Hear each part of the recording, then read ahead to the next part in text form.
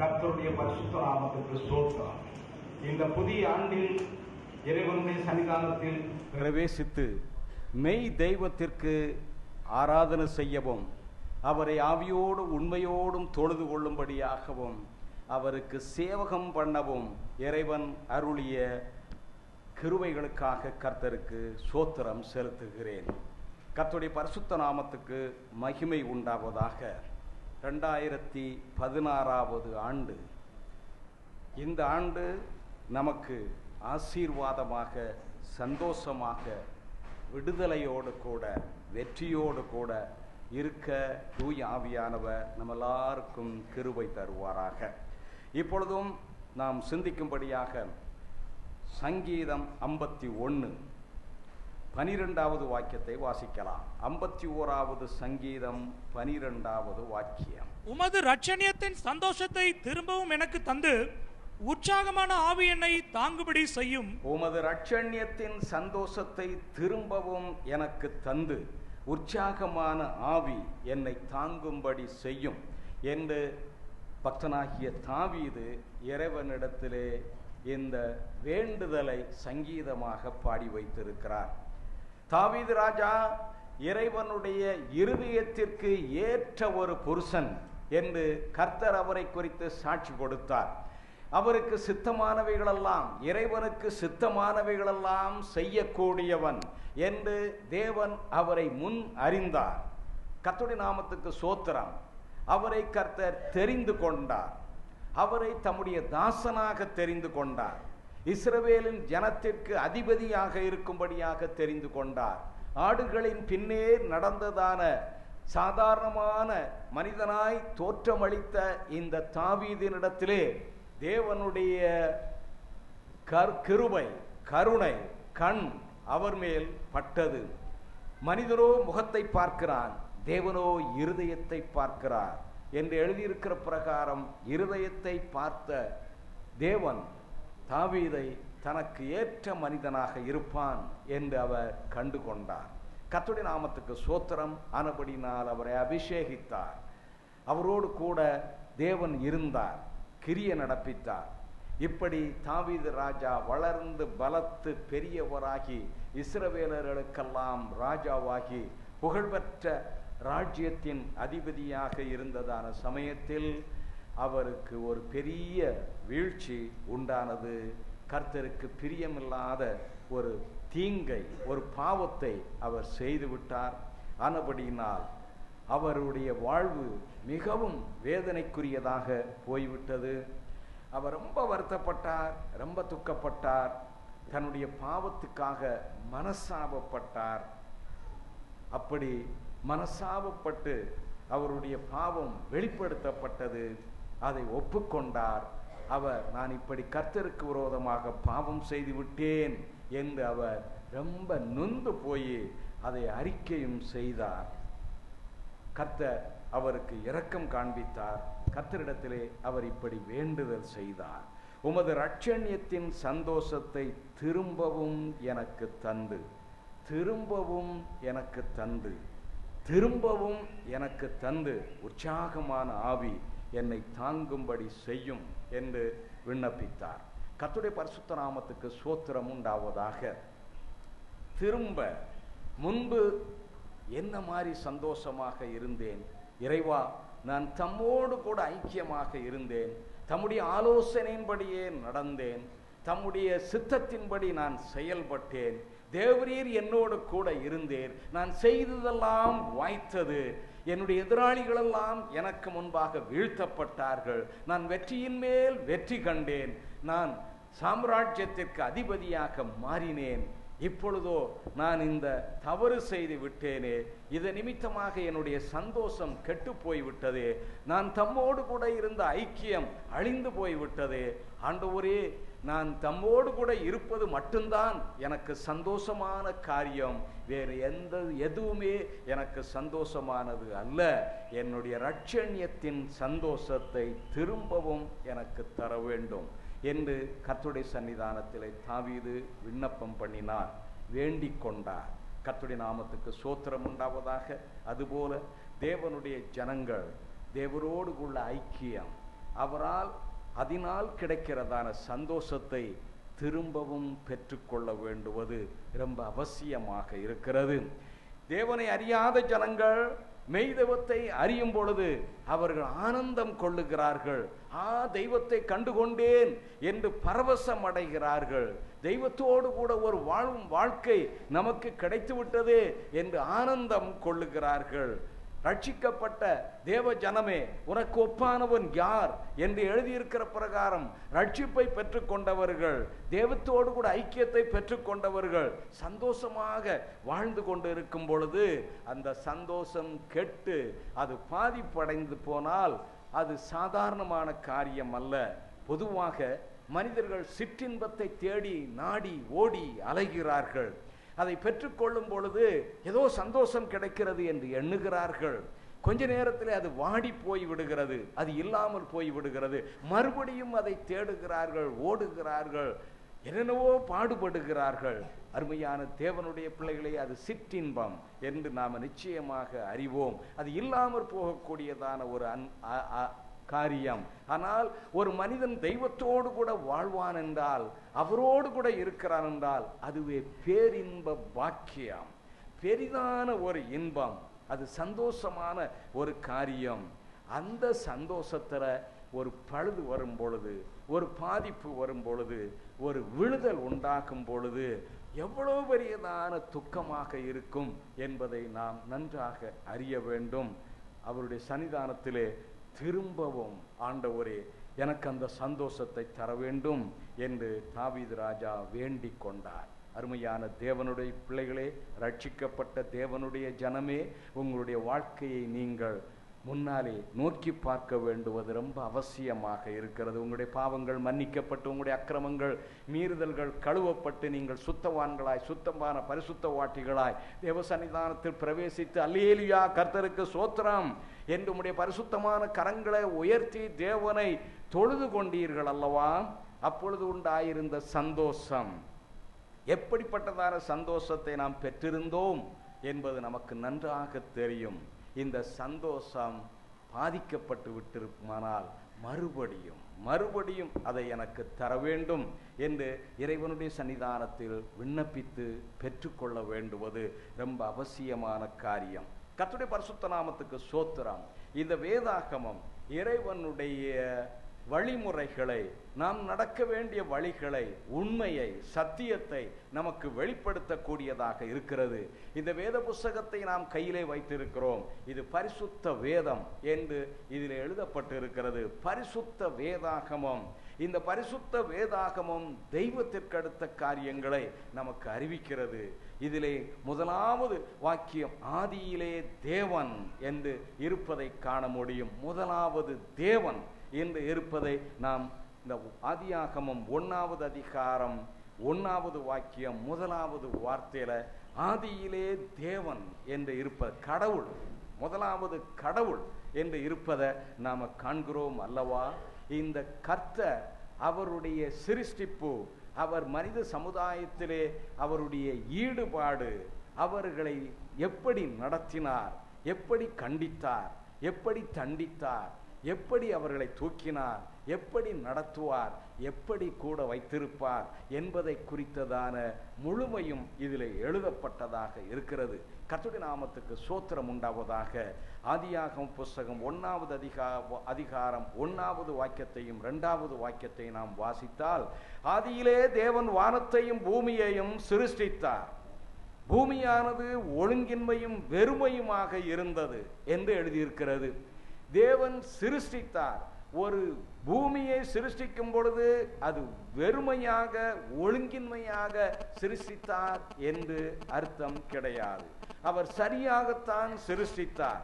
பூமியானது வெறுமையாகிவிட்டது, ஒழுங்கின்மையாய் போய்விட்டது. அதிலே முன்பு யார் யார் இருந்தார்கள் என்று நமக்கு திட்டமாக சொல்ல முடியாவிட்டாலும் நம்மை போல சிருஷ்டிகள் வாழ்ந்தார்கள் என்பது திட்டமாய் தெரிய வருகிறது. நோவாவின் நாட்களிலே உண்டான ஜலப்பிரளயத்திற்கு ஒப்பான ஜலப்பிரளயம் நீண்ட காலமாக உண்டானதாக வேத ஆராய்ச்சியாளர்கள் சொல்லுகிறார்கள்.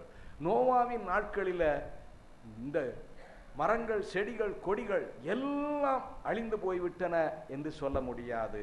ஆனால் முன்பு ஏற்பட்ட ஜலப்பிரளயத்தில் எல்லாமே சர்வநாசம் ஆகிவிட்டது. வெறும் தரை, பூமியானது அது எல்லாம் ஜனத்தினால் மூடப்பட்டு போய்விட்டது. ஆழத்தின் மேல் இருள் இருந்தது என்று வாசிக்கிறோம். தேவன் அப்படியே அதை விட்டு விட்டாரா? அருமையான தேவனுடைய ஜனமே, பூமி கெட்டு போய்விட்டது, அது வெறுமையாக இருக்கிறது, ஒழுங்கின்மையாக இருக்கிறது, இருளடைந்து போயிற்று, அது வேண்டாம் என்று அதை விட்டு விட்டாரா? இல்லை, மறுபடியும் அதை சீர்படுத்துகிறார், ஒழுங்குபடுத்துகிறார், வெளிச்சத்தை உண்டாக்குகிறார், ஜீவராசிகளை உண்டு பண்ணினார், சூரியனை உண்டாக்கினார், சந்திரனை உண்டாக்கினார், இப்படி சகலவற்றையும், வெட்டாந்தரையை உண்டாக்கினார், மரம், செடி, கொடிகளெல்லாம் தலை தோங்கும்படியாக ஏற்பாடு செய்தார், மச்சங்களை உருவாக்கினார், விலங்குகளை உருவாக்கினார். இப்படி சகலவற்றையும் தேவன் சிருஷ்டித்து மனிதனையும் சிருஷ்டித்தார். அவனை ஆணும் பெண்ணுமாக சிருஷ்டித்தார். கர்த்தருடைய பரிசுத்த நாமத்துக்கு ஸ்தோத்திரம் உண்டாவதாக. மனிதனை தேவன் உண்டாக்கும் பொழுது ஒரு குறிக்கப்பட்ட நோக்கத்தோடு கூட மனிதனை உண்டாக்கினார். அவனை ஆசீர்வதித்தார். நீ பலுகி பெருகி பூமியை நிரப்பி அதை ஆண்டு கொள்ளுங்கள் என்று அவனுக்கு ஆசீர்வாதம் கூறி வாக்கு கொடுத்து அவனுக்கு அதிகாரம் கொடுத்து அனுப்பினார். தேவனுடைய திட்டம் என்ன? தேவனுடைய தீர்மானம் என்ன? ஒரு பரிசுத்தமான சந்ததியை அவர்கள் மூலமாக அவர் உருவாக்கி அந்த சந்ததிக்குள்ளாக அவர் வாசம் செய்ய வேண்டும் என்பதே தெய்வத்தினுடைய திட்டமாக இருந்தது. ஆவி அவரிடத்திலே அளவில்லாமல் இருந்தது. அவர் நினைத்திருந்தால் ஒரே சமயத்தில் கோடி கோடி கோடி ஜனங்களை அவர் உருவாக்கி இருக்க முடியும். அப்படி இல்லாதபடிக்கு ஒருவனை மாத்திரம் உருவாக்கினார். அந்த ஒருவனிலிருந்து ஒருத்தியை ஏற்பாடு பண்ணினார். அவர்கள் மூலமாக இந்த பூமியிலே பரிசுத்த சந்ததி, தேவ பக்தி உள்ள சந்ததி பருக வேண்டும், பரவ வேண்டும் என்று அவர் சித்தம் கொண்டார். அந்த சந்ததியிலே நடுவிலே அவர் வாசம் பண்ணி அவர்களுக்கு தேவனாக இருக்க வேண்டும், அவர்களோடு கூட உலாவ வேண்டும், அவர்களாலே மகிமைப்பட வேண்டும், அவர்களாலே புகழப்பட வேண்டும் என்று இறைவன் திட்டம் பண்ணி தீர்மானித்து இந்த காரியத்தை செய்தார். கர்த்தருடைய நாமத்துக்கு ஸ்தோத்திரம் உண்டாவதாக. மல்கியாவின் புஸ்தகத்தில் இதை நாம் வாசிக்கிறோம். மல்கியா தீர்க்கதரிசியின் புஸ்தகம் 2வது அதிகாரம் 15வது வாக்கியத்தை வாசிக்கலாம். மல்கியா தீர்க்கதரிசியின் புஸ்தகம் 2வது அதிகாரம் 15வது வாக்கியம். அவர் ஒருவனை அல்லவா படைத்தார், ஒருவனை அல்லவா படைத்தார், ஆவி அவரிடத்தில் பரிபூர்ணமாய் இருந்ததே, ஆவி அவரிடத்தில் பரிபூர்ணமாக இருந்ததே, பின்ன ஏன் ஒருவனை படைத்தார், பின்ன ஏன் ஒருவனை படைத்தார், தேவ பக்தி உள்ள சந்ததியை பெரும்படிதானே, தேவ பக்தி உள்ள சந்ததியை பெரும்படித்தானே. கர்த்தருடைய நாமத்துக்கு ஸ்தோத்திரம். தேவ பக்தி உள்ள சந்ததியை பெரும்படித்தானே. ஆனபடினால் ஆதாமின் மூலமாக சந்ததியை பெருக பண்ணி அவர்களோடு கூட அவர் வாசம் செய்ய வேண்டும் என்று விரும்பினார்.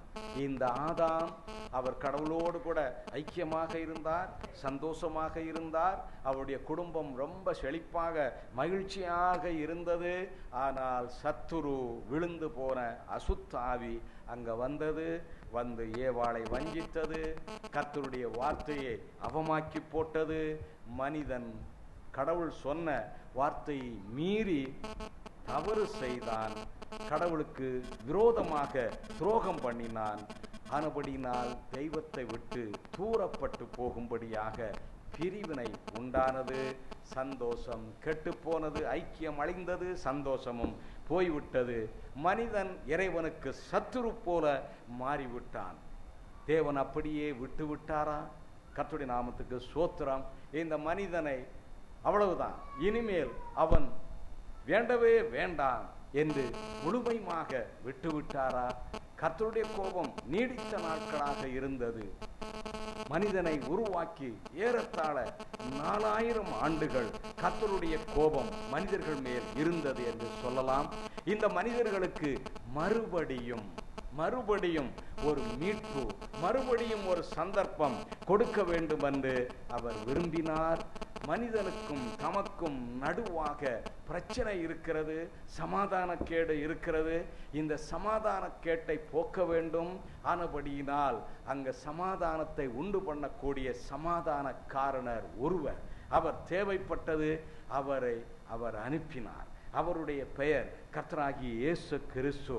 அவர் ஜனங்களின் பாவங்களை நீக்கி அவர்களை ரட்சிக்கிறவர் என்று அவர் இயேசு என்பதற்கு பெயர்.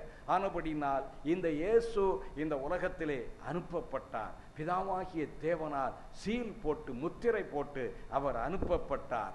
இயேசுவானவர் இந்த உலகத்திலே வந்தார். நம்மை போல ஒரு பாடுள்ள மனுஷனாக இருந்தார். அவர் பாவமற்ற பரிசுத்தராக இருந்தார். எவ்வளவேனும் அவர் பாவம் செய்யவில்லை.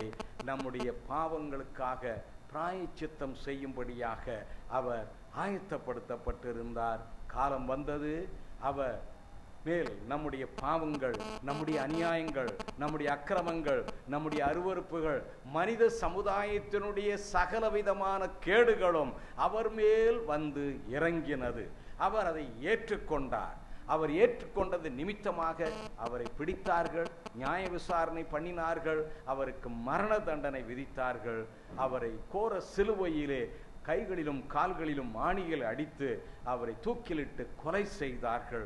அவருடைய மாசற்ற இரத்தம் சிந்த செய்யப்பட்டது. யாருடைய பாவத்திற்காக, யார் செய்த குற்றத்திற்காக அவர் இந்த கேடு அடைந்தார் என்றால் அவர் செய்த குற்றத்திற்காக அல்ல, மனித இனம் செய்த பாவங்களுக்காக அவர் அந்த பாடுபட்டு அவர் கோர சிலுவையிலே ஆணிகள் அடிக்கப்பட்டு அவர் கோரமான ஒரு மரணத்தை அவர் ஏற்றுக்கொண்டார். கர்த்தருடைய நாமத்துக்கு ஸ்தோத்திரம். அவரை சிலுவையிலிருந்து இறக்கி அவரை அடக்கம் பண்ணினார்கள். 3 நாள் வரைக்கும் அவர் பூமியின் வயிற்றிலே அவர் இருந்தார். 3ஆவது நாள் தேவ ஆவியினுடைய வல்லமை அவரிடத்தில் பிரவேசித்தது. அவர் உயிரோடே எழுந்தார். உயிரோடு எழுந்து தம்முடைய சீசர்களுக்கு தரிசனமானார். 40 நாளளவும் அவர்களோடு கூட சஞ்சரித்து தான் உயிரோடு இருக்கிறேன் என்பதை அவர்களுக்கு திட்டமாக காண்பித்தார். அதற்கு பின்பு பரமேறி சென்றார். கர்த்தருடைய நாமத்துக்கு ஸ்தோத்திரம். அவர் ஒரு வாக்கு கொடுத்து சென்றார். உலகத்தின் முடிவு பரியந்தமும் நான் உங்களோடே கூட இருக்கிறேன் என்று அவர் வாக்கு கொடுத்தார். உலகத்தின் முடிவு பரியந்தமும் நான் உங்களோடு கூட இருப்பேன் என்று கர்த்தர் வாக்கு கொடுத்தார். கர்த்தருடைய பரிசுத்த நாமத்துக்கு ஸ்தோத்திரம் உண்டாவதாக. நாம இதை விசுவாசித்தால் நாம் கிறிஸ்தவர்கள். இதை விசுவாசியாத பட்சத்திலே நாம் அவிசுவாசிகள். இன்றைக்கு நீ விசுவாசியா அவிசுவாசியா என்று ஒரு கேள்வியை கேட்டால் நான் விசுவாசி என்று தைரியமாக நீ சொல்லுகிறாய் அல்லவா? காரணம் என்னவென்றால் இயேசு எனக்காக மரித்தார், இயேசு அடக்கம் பண்ணப்பட்டார், இயேசு எனக்காக உயிரோடு எழுந்தார் என்று நீ விசுவாசிக்கிறாய். கர்த்தருடைய நாமத்துக்கு ஸ்தோத்திரம். ஆனபடியினால் நீ ஒரு விசுவாசி. அருமையான தேவனுடைய பிள்ளைகளே, இயேசு கிறிஸ்துவினுடைய விசுவாசி, அவரை விசுவாசிக்கிற ஒரு நபர். ஆனபடியினால் நீ விசுவாசி என்று அழைக்கப்படுகிறாய்.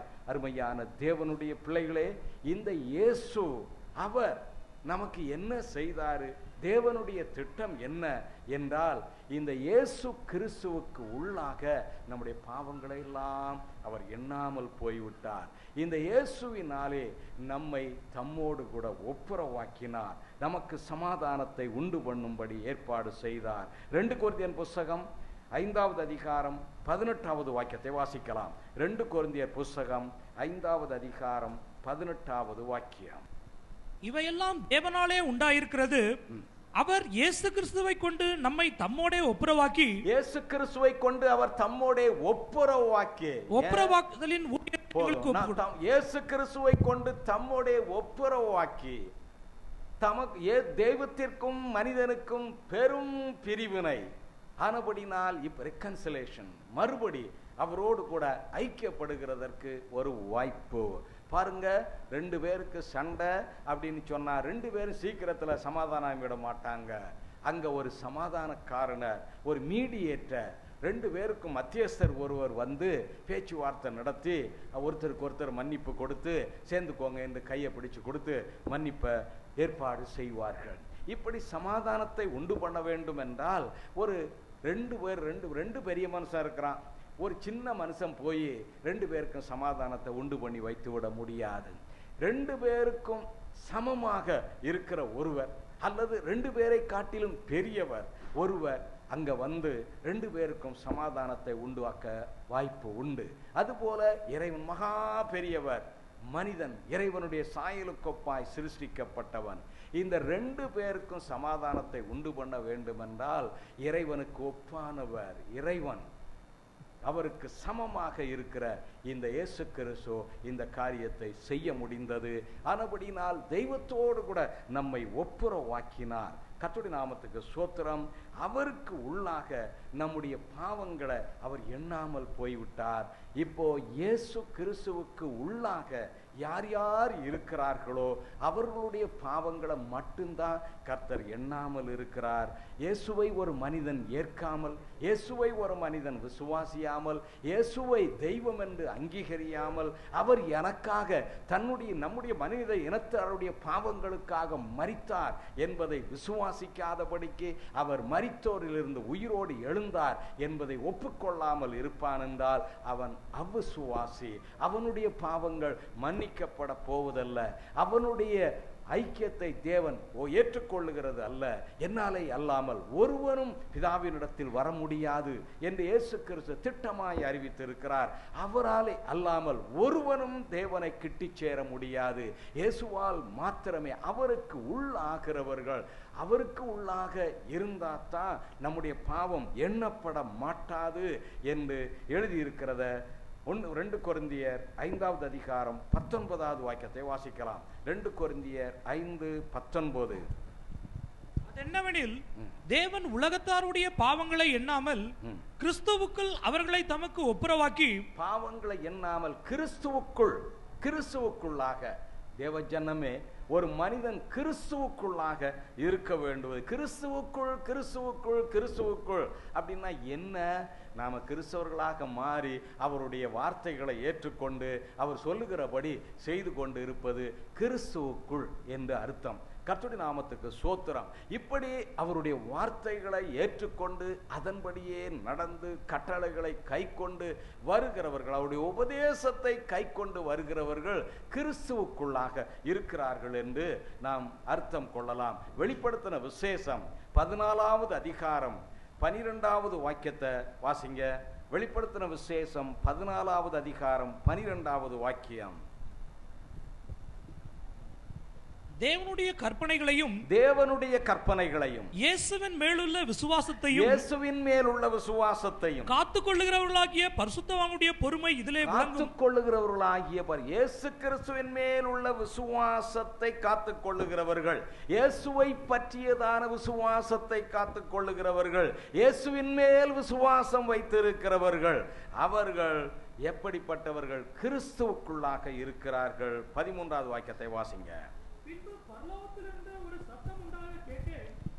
அது கர்த்தருக்குள் மரிக்கிறவர்கள் இது முதல் பாக்கியவான்கள் என்று எழுது.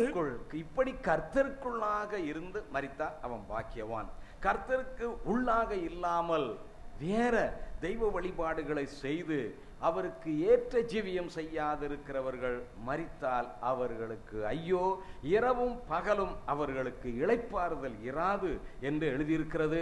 அதனால கர்த்தருக்குள் என்றால் இயேசு கிறிஸ்துவுக்கு உட்பட்டு இருக்கிறதான இந்த வாழ்வு, இயேசுவை விசுவாசிப்பது, அவர் மேல் விசுவாசமாக இருப்பது, அவர் மேல் நம்பிக்கையாக இருப்பது, அவர் சொன்ன வார்த்தைகளெல்லாம் சத்தியம் என்று ஏற்றுக்கொள்வது. நான் சத்தியத்தை குறித்து சாட்சி கொடுக்க வந்தேன், சத்தியவான் எவனும் என் சத்தம் கேட்கிறான் என்று இயேசு சொன்னார். பாருங்கள், இயேசுவை கும்பிட்டு போவது அல்ல விசுவாசி. இயேசுவை வந்து கும்பிட்டு போறான், அது பெரிய விசுவாசம் என்றல்ல. அது ஒரு சாதாரணமான காரியம். அதனாலே சில நன்மையை பெற்றுக்கொள்ளலாம். அங்கு கேட்ல ஒரு காணிக்கை பெட்டி வைத்திருக்கும். அதுல யாராவது ஒரு வழியில போகிறவர் வந்து ஒரு 5 ரூபாயை காணிக்க போட்டு விட்டு, ஆண்டவரே நான் செய்கிற காரியத்தை வாய்க்க பண்ண வேண்டும் என்று ஒரு வேண்டுதல் செய்து போனா அவருக்கு ஒரு வேளை அந்த காரியம் வாய்க்க பெறலாம். அது அவர்கள் இயேசுவை விசுவாசிக்கிறார்கள், அந்த காரியத்தில் நன்மையை தேடி கேட்கிறார்கள், அது கிடைக்கிறது. ஆனால் நீ அப்படி அல்ல. நீ அவருக்கு உள்ளாக இருக்கிறதான ஒரு மனிதன், கிறிஸ்துவுக்கு உள்ளாக இருக்கிறதான மனிதன், அவருடைய வார்த்தையெல்லாம் சத்தியம் என்று ஒப்புக்கொள்ளுகிற ஒரு மனிதன். அதனால தான் நீ விசுவாசி, இயேசு கிறிஸ்துவனுடைய சீசன், இயேசு கிறிஸ்துவனுடைய விசுவாசி என்று அர்த்தம். கர்த்தருடைய பரிசுத்த நாமத்துக்கு ஸ்தோத்திரம் உண்டாவதாக. இந்த இயேசுவோடு கூட யார் இருக்கிறார்களோ அவர்கள் தேவனோடு கூட இருக்கிறார்கள் என்று அர்த்தம், அல்லது தேவன் அவர்களோடு கூட இருக்கிறார்கள் என்று அர்த்தம். மத்தேயு எழுதின சுவிசேஷம் 1வது அதிகாரம், மத்தேயு எழுதின சுவிசேஷம் 1வது அதிகாரம் 23வது வாக்கியத்தை வாசிக்கலாம். அவன் இதோ ஒரு கன்னிகை கர்ப்பவதியாகி ஒரு குமாரனை பெறுவாள், அவருக்கு இம்மானுவேல் என்று பெயரிடுவார்கள் என்று சொன்னார். இம்மானுவேல் என்று பெயரிடுவார்கள். இம்மானுவேல் என்பதற்கு தேவன் நம்மோடு இருக்கிறார் என்று அர்த்தமா? இம்மானுவேல் என்பதற்கு தேவன் நம்மோடு கூட இருக்கிறார் என்று அர்த்தமாம். தேவன் நம்மோடு கூட இருக்கிறார் என்ற அர்த்தம். நீ இயேசுவோடு கூட இருந்தா கடவுள் உன் கூட இருக்கிறார்னு அர்த்தம். தேவன் உன்னோடு கூட இருக்கிறார் என்ற அர்த்தம். நீ இயேசுவோடு கூட இல்லை, அவருடைய வார்த்தையின்படி இல்லை, அவருடைய வார்த்தைக்கும் உனக்கும் சம்பந்தம் இல்லை என்றால் தேவன் உன்னோடு கூட இருக்கிறார் என்று நீ சொல்ல முடியாத ஒரு நிலைமை. கர்த்தருடைய நாமத்துக்கு ஸ்தோத்திரம் உண்டாவதாக. ஆனபடியினால் இயேசு நம்மோடு கூட இருக்கிறாரா, அல்லது நாம இயேசுவோடு கூட இருக்கிறோமா? நாம இயேசுவோடு கூட இருந்தால் தேவன் நம்மோடு கூட இருக்கிறார் என்று அர்த்தம். அருமையான தேவனுடைய பிள்ளைகளே, இயேசு நம்மோடு கூட இருக்கிறார். இதை நாம் ஏற்றுக்கொள்ளுகிறோம், விசுவாசிக்கிறோம், அவருடைய வார்த்தையின் மேல் விசுவாசம் வைக்கிறோம். அருமையான தேவ ஜனமே, அவர் மேல் வார்த்தையின் மேல் நீ விசுவாசம் வைத்திருக்கிறாய் அல்லவா? நீ விசுவாசிதான? உன்னுடைய விசுவாசம் எந்த நிலையில் இருக்கிறது? விசுவாசம் எந்த நிலையில் இருக்கிறது? இயேசுவின் மேல் நீ வைத்திருக்கிற விசுவாசம் எந்த நிலைமையில் இருக்கிறது என்பதை சிந்தித்து பார்க்க வேண்டிய சமயமாக இருக்கிறது. கர்த்தருடைய பரிசுத்த நாமத்துக்கு ஸ்தோத்திரம் உண்டாவதாக. நாம சும்மா கும்பிட்டுட்டு போகிற மனிதர்களைப் போல இருக்கிறோமா, அல்லது அவருக்கு உள்ளாக ஜீவிக்கிறோமா என்பது கேள்வி. அவருக்கு உள்ளாக இருந்து ஜீவனம் பண்ணினால் மரணம் நம்மை சந்திக்குமானால் நாம் பாக்கியவான்களாக இளைப்பாறுதலுக்குள் பிரவேசிக்கிறவர்களாக இருப்போம். அவருக்கு உள்ளாக இல்லாத ஒரு வாழ்வு இருக்கும் என்றால் அடிக்கப்பட்டு ரோட்ல கிடக்கிற ஒரு மிருகத்திற்கு ஒப்பாக இருப்போம். ஆனபடினால் நாம இயேசுவோடு கூட ஜீவிக்க வேண்டுவது ரொம்ப அவசியமாக இருக்கிறது. உங்களுக்கு சமாதானம் என்று வாழ்த்துதல் சொல்லுவார்கள். இயேசுவினாலே சமாதானம், அதனுடைய அர்த்தம் என்ன? நான் ரொம்ப பண கஷ்டத்தில் இருக்கிறேன், வாழ்த்துதல் கிடைச்சிருச்சு அல்ல. தெய்வத்தோடு கூட உனக்கு வாழ்வு எந்த மாதிரி இருக்கிறது? உங்களுக்கு சமாதானம் என்றால் கடவுளோடு கூட நீ வாசம் செய்கிறாயே, அந்த தான் சமாதானமான வாழ்வு. கர்த்தருக்கும் உனக்கும் சம்பந்தம் இல்லை, நீ பிசாசோடு கூட வாழ்க்கை நடத்துகிறவனாக இருந்தால் உனக்கு சமாதானம் என்று சொல்வது பலிதமாகாது. உனக்கு சமாதானம் என்றால் நீ தெய்வத்தோடு கூட ஜீவிக்கிறதுனால உனக்கு சமாதானம். அந்த அதாவது 2 பேருக்கு முன்பாடி சண்டையா இருந்தது, இப்போ நாங்க ஒப்புரமாயிட்டோம், நாங்க சமாதானமாக இருக்கிறோம். இயேசு உங்களுக்கு சமாதானம் என்று சொன்னார். இந்த சமாதானம், அதாவது இந்த அப்பேரண்ட் என்று சொல்ல, அப்பேரண்ட் என்றால் தோற்றத்தின்படி சமாதானம் அப்படின்னு தோணும், ஆனா உண்மையிலேயே சமாதானம் இல்லாது இருப்பார்கள். இது என்ன பெரிய வாழ்க்கை? தோற்றத்துல சமனாய விசுவாசிக்கிறேன் அப்படின்னு சொல்லுவாங்க. அங்க சோத்திரம், எல்லாரும் கர்த்தரை சோத்தரிப்போம்னா உடனே ஆவியில் நிறைகிறது, அந்நிய பாஷைகளை பேசுகிறது, அது இதையும் ரொம்ப உற்சாகமாக காணப்படுவது அப்பேரண்ட், தோற்றத்தின்படி. பெரிய பக்தர்களைப் போல இயேசுவோடு கூட வாழ்கிறது போல ஒரு காரியம் இருக்கும். ஆனால் உண்மையிலேயே அவர்கள் இயேசுவோடு கூட வாழாதவர்களாக இருப்பார்கள். கர்த்தருடைய பரிசுத்த நாமத்துக்கு ஸ்தோத்திரம். திருமணம் ஆகி இருக்கும், ஆனபடியினால 2 பேரும் கணவன் மனைவி என்று சொல்லுகிற ஒரு அனுபவம் உண்டு. ஆனால் கணவனுக்கும் மனைவிக்கும் பிரிவினை. என்ன வாழ்வு? வாழ்வே இல்லை. கர்த்தருடைய பரிசுத்த நாமத்துக்கு ஸ்தோத்திரம் உண்டாவதாக. அதுபோல தோற்றத்தின்படி இயேசுவோடு கூட வாழ்கிறது, தேவனோடு கூட வாழ்கிறது என்று சொல்லிக்கொண்டு கடவுளோடு கூட ஐக்கியம் இல்லாதபடிக்கு இஷ்டம் போல் வாழ்க்கையை அமைத்து கொண்டு இருக்கிறது. உங்களுக்கு சமாதானம் இல்லை. நீ என்ன சொல்லுகிற? வெளிப்படையாக சமாதானம் என்று சொல்லுகிற, ஆனால் உள்ளாக சமாதானம் இல்லை. கர்த்தருடைய நாமத்துக்கு ஸ்தோத்திரம் உண்டாவதாக. நீ திரும்பவும் அந்த சமாதானத்தை பெற்றுக்கொள்ள வேண்டும், அந்த சந்தோஷத்தை பெற்றுக்கொள்ள வேண்டும் என்று கர்த்தர் விருப்பம் தெரிவிக்கிறார். கர்த்தருடைய பரிசுத்த நாமத்துக்கு ஸ்தோத்திரம் உண்டாவதாக. இயேசு என்ன சொன்னார்? இயேசு அவருடைய பெயருக்கென்ன? ஜனங்களின் பாவங்களை நீக்கி அவர்களை ரட்சிக்கிறவர். அருமையான தேவ ஜனமே, பாவங்களை நீக்கி ரட்சிக்கிறவர் என்று இயேசுவுக்கு பெயர். ஆனபடியினால் உன்னுடைய பாவங்களை நீக்குகிறவராக இருக்கிறார். உன்னுடைய பாவங்கள் கழுவப்பட்டு போய்விட்டு விசுவாசி தானே? நீ விசுவாசியாக இருந்தால் உன்னுடைய பாவங்கள் கழுவப்பட்டு போய்விட்டதா?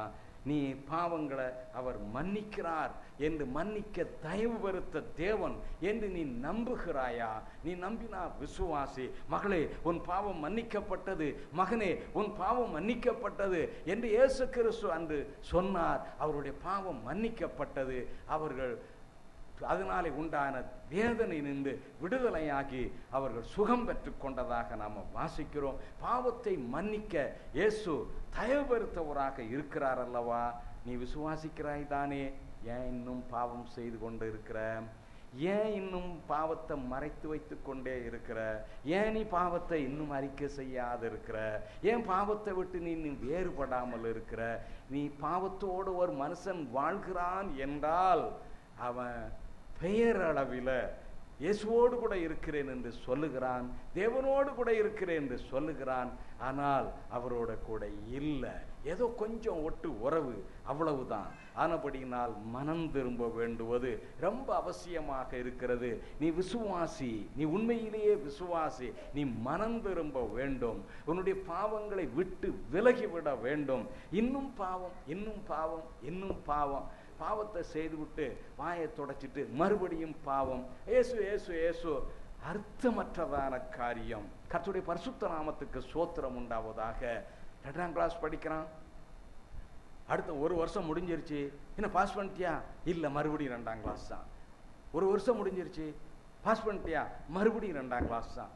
இது என்ன? உனக்கு என்ன பிரயோஜனம்? நீ படித்து என்ன பிரயோஜனம்? அருமையான தேவனுடைய பிள்ளைகளே, இன்றைக்கு ஒரு வாழ்வு, நாளைக்கு ஒரு உயர்வு, அடுத்தாப்புல ஒரு உயர்வு, அடுத்தாப்புல ஒரு உயர்வு. உயர்ந்து கொண்டே மனிதன் போக வேண்டும், தெய்வத்தை போல மாறிவிட வேண்டும் என்பதற்காகத்தான் அவர் நம்மை அழைத்திருக்கிறார். ஆனபடினால் விசுவாசி என்று சொல்லிக்கிட்டே காலத்தை ஓட்டிக்கொண்டு இருப்பது, நான் படிச்சுக்கிட்டு இருக்கிறேன் என்று சொல்லிக்கொண்டு காலத்தை ஓட்டிக்கொண்டு இருப்பது அது மடமையான காரியம். ஆனபடினால் பாவத்தை விட்டு வேறுபட வேண்டும், பரிசுத்த வாழ்வை வாஞ்சிக்க வேண்டும், தேட வேண்டும். கர்த்தருடைய நாமத்துக்கு ஸ்தோத்திரம். பாவரிக்கை செய்ய வேண்டும், சுத்திகரிப்பை பெற்றுக்கொள்ள வேண்டும். சுத்த வாழ்வு வேண்டுவது அவசியமாக இருக்கிறது. குற்றமற்ற மனசாட்சி உனக்கு இருக்க வேண்டுவது அவசியம். இயேசு சிலுவையிலே செய்ததான மிகப்பெரியதான ரட்சிப்பு, அவர் சம்பாத்தியம் பண்ணினதான அந்த ரட்சிப்பு எவ்வளவு பெரிதாக இருக்கிறது. அதை பயன்படுத்த தெரியாத முட்டாளை போல இன்னும் நாம் காணப்படுவோம் என்றால் நம்ம மாதிரி பரிதபிக்கப்படத்தக்கவன் யாரும் இருக்க முடியாது. ஆனபடினால் பாவத்தை விட்டு வேறுபட வேண்டுவது ரொம்ப அவசியமாக இருக்கிறது. இன்றைக்கு பக்தி குறைந்து போய்விட்டது, விழுந்து போய்விட்டார்கள், வெற்றி வாழ்வு இல்லாது போய்விட்டார்கள், சந்தோஷம் இல்லாமற் போய்விட்டது. அருமையான தேவனுடைய பிள்ளைகளே, பாவம் செய்ய பயமற்று போய்விட்டார்கள். தேவன் பார்க்கிறார் என்கிறதான உணர்வு இல்லாமல் போய்விட்டது. கர்த்தருடைய பரிசுத்த நாமத்துக்கு ஸ்தோத்திரம் உண்டாவதாக. பாவம் செய்கிற ஒரு மனிதன் அவன் செய்த பாவத்திற்கு விளக்கம் கொடுக்கத்தான் முயற்சி செய்வான், அல்லது இன்னாரால நான் கெட்டேன் என்று அடுத்தவர் மேல பழியை போட்டு தான் நிரபராதி என்று சாதிக்க முயற்சி செய்வான். இது விழுந்து போன மனிதனுடைய இயல்பு. அருமையான தேவஜனமே, பாவத்தை ஒப்புக்கொண்டு நான் பாவம் செய்தேன், கர்த்தர் எனக்கு மன்னிக்க வேண்டும் என்று மனம் திரும்பி பரிசுத்த வாழ்வுக்குள்ளாக நீ வர வேண்டுவது அவசியமாக இருக்கிறது. ரட்சண்யத்தின் சந்தோஷத்தை திரும்ப எனக்கு தாரும் என்று தாவீது ராஜா, அவர் பெரிய ராஜா, அவர் பெரிய தீர்க்கதரிசி, அவரை கேள்வி கேட்க ஒருவராலும் முடியாது. அப்படி இருந்த போதிலும் தன்னுடைய வாழ்க்கையில் ஒரு களங்கம் வந்தபடியினால் அதற்காக மனசாபப்பட்டு வேதனைப்பட்டு தன்னை தாழ்த்தி அவர் தன்னுடைய பாவத்தை ஒப்புக்கொண்டு கிருபையை பெற்றுக்கொண்டார். உனக்கு அந்த கிருபை இலவசமாக கிடைக்கும் பொழுது அதை பெறுகிறதற்கு, அதை ஏற்கிறதற்கு மனமில்லாமல் பாவ ஜீவியத்தில் ஜீவிக்கிறது இது கிறிஸ்தவ வாழ்வு அல்ல, கிறிஸ்துவுக்குள்ளாக ஜீவிக்கிற ஜீவனமும் அல்ல. கர்த்தருடைய பரிசுத்த நாமத்துக்கு ஸ்தோத்திரம். நீ விசுவாசியாக இருக்கிறபடினால், நீ பாவத்தில் நிலை நின்று கொண்டு இருக்கிறாய் என்றால் நீ விசுவாசத்தில் வீழ்ச்சி அடைந்து இருக்கிறாய் என்று அர்த்தம். ஆனபடினால் பாவத்தை விட்டு வேறுபடு, அதை விட்டுவிடு, அது வேண்டாம் சீ என்று அதை அப்புறப்படுத்தி விட வேண்டும் என்று கர்த்தர் விரும்புகிறார். கர்த்தருடைய பரிசுத்த நாமத்துக்கு ஸ்தோத்திரம் உண்டாவதாக. அருமையான தேவனுடைய பிள்ளைகளே, அவரை நீங்க விசுவாசிக்கிறீங்க அல்லவா? இயேசு கிறிஸ்து இருக்கிறார், அவர் இருக்கிறார் என்று உங்களுக்கு விசுவாசம் இருக்கத்தானே செய்கிறது. அவர் இருக்கிறார், உண்மையிலேயே அவர் இருக்கிறார். கர்த்தருடைய பரிசுத்த நாமத்துக்கு ஸ்தோத்திரம். இப்போ நீங்க கைகளை உயர்த்தி காட்டுங்கள், இயேசு கிறிஸ்து இருக்கிறார் என்று. எத்தனை பேர் நீங்கள் நம்புகிறீர்களுடைய கைகளை உயர்த்துங்கள் என்றால் எல்லாரும் கைகளை நிச்சயமாக உயர்த்த ஆயத்தமாகத்தான் இருப்பீர்கள். விசுவாசிக்கிறாய் அல்லவா? இயேசு இருக்கிறார் என்று விசுவாசிக்கிறாய் அல்லவா? இயேசு அவர் யாரு? அவர் நம்மை விசாரிக்கிறவர். அவர் உங்களை விசாரிக்கிறவரானபடியினால் உங்கள் கவலைகளெல்லாம் அவர் மேல் வைத்து விடுங்கள் என்று எழுதியிருக்கிறது.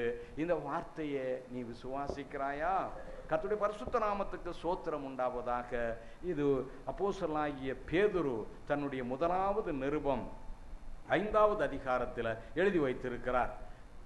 1 பேதுரு 5வது அதிகாரம் 7வது வாக்கியத்தை வாசிக்கலாம். உங்கள் கவலைகள் எல்லாம் அவர் மேல் வைத்து விடுங்கள். ஆமா, அவர் உங்களை விசாரிக்கிறவரானபடியினால் உங்கள் கவலைகளை எல்லாம் அவர் மேல் வைத்து விடுங்கள்.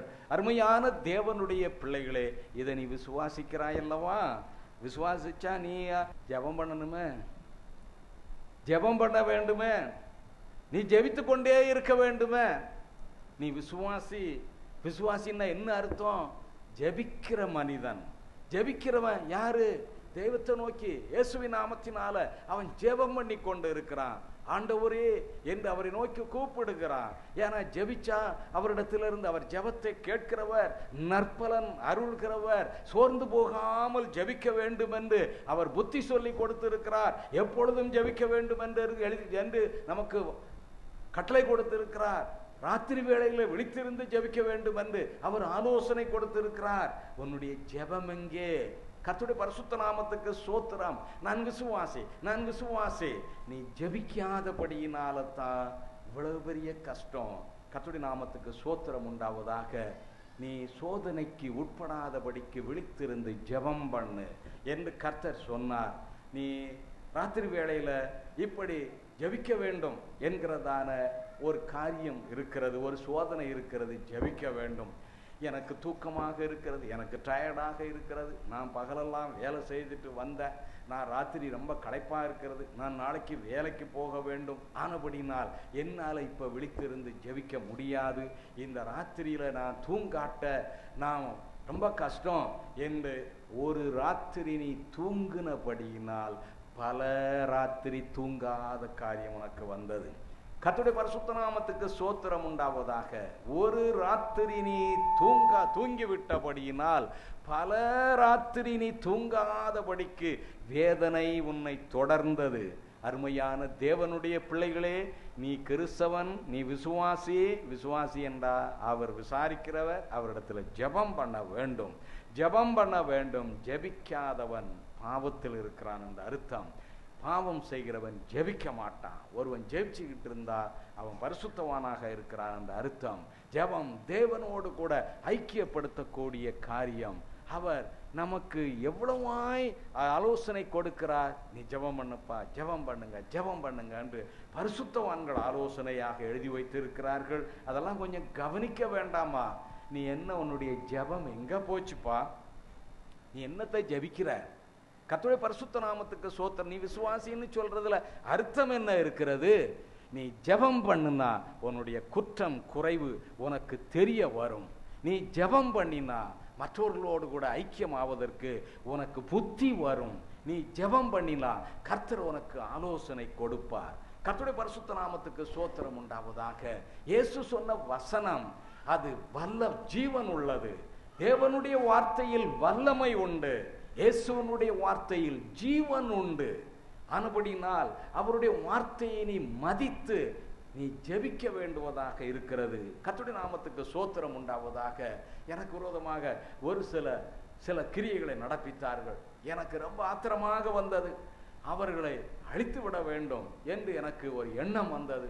அவர்கள் மேல் கடும் கோபமாக இருந்தேன். ராத்திரியெல்லாம் என்னுடைய மனம் அவர்களுக்கு விரோதமாக கஷ்டப்பட்டு கொண்டே இருந்தது.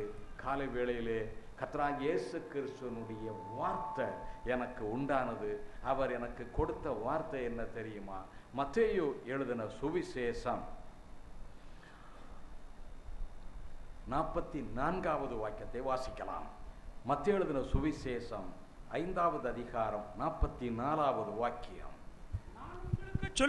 நான் உங்களுக்கு சொல்லுகிறேன், உங்கள் சத்துருக்களை சிநேகியுங்கள், சத்துருக்களை சிநேகியுங்கள், உங்களை சபிக்கிறவர்களை ஆசீர்வதியுங்கள், சபிக்கிறவர்களை ஆசீர்வதியுங்கள், உங்களை பகைக்கிறவர்களுக்கு நன்மை செய்யுங்கள், உங்களை பகைக்கிறவர்களுக்கு நன்மை செய்யுங்கள், உங்களை நிந்திக்கிறவர்களுக்காகவும் உங்களை துன்பப்படுத்துகிறவர்களுக்காகவும் ஜெபம் பண்ணுங்கள். உங்களை நிந்திக்கிறாங்க, உங்களை துன்பப்படுத்துகிறாங்க, நீங்க செய்ய வேண்டிய காரியம் என்ன? ஜெபம் பண்ணுங்க. அவர்களுக்காக ஜெபம் பண்ணுங்க. கர்த்தருடைய பரிசுத்தம் அவர்களை ஒழிச்சிடணும், அவர்களை அழிச்சிடணும், அவர்கள் இல்லாமல் போக பண்ணிடணும், அவர்களை கெட்டு போகணும். அதல்ல இயேசு கிறிஸ்துவனுடைய போதனை. ஜெபம் பண்ணுங்கள். கர்த்தருடைய பரிசுத்த நாமத்துக்கு ஸ்தோத்திரம் உண்டாவதாக. நீ ஒரு சரியான விசுவாசின்னு சொன்னா ஜெபம், நீ விசுவாசத்தில் வீழ்ச்சி அடைந்து கிடக்கிற. அருமையான தேவனுடைய பிள்ளைகளே, அநேகர் பாவத்தை ரொம்ப பரவசமாக அனுபவிக்கிறாங்க. காரணம், அவர்களுக்கு தேவ பயம் இல்லை, தேவ பிரசன்னம் இல்லை. தேவன் இருக்கிறார், இயேசு இருக்கிறார். சொல்லும் போது மட்டும் இயேசு நம்மோடு கூட, தேவன் நம்மோடு கூட என்று சொல்லி ரொம்ப தைரியமாக சொல்லுகிறீங்க. அவர் உன் கூட இருந்தா அவரை பக்கத்தில் வச்சுக்கிட்டே நீ இப்படிப்பட்ட அசிங்கமான காரியத்தை செய்யலாமா? அவருடைய வார்த்தைக்கு விரோதமாக நீ கிரியை நடப்பிக்கலாமா? அவர் சொன்ன கட்டளைகளை, கற்பனைகளை, உபதேசங்களை நீ அல்ல தட்டலாமா? அருமையான தேவனுடைய பிள்ளைகளே, சமாதானத்தின் கர்த்தர் சண்டை சச்சரவுகளை உண்டாக்குகிறவர் அல்ல. கலகம் பண்ணுகிறது பிசாசு. சமாதானம் என்றால் அது இயேசு.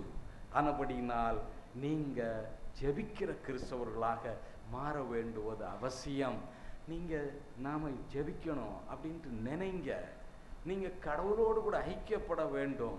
அதுக்காக பிரயாசம் எடுங்க.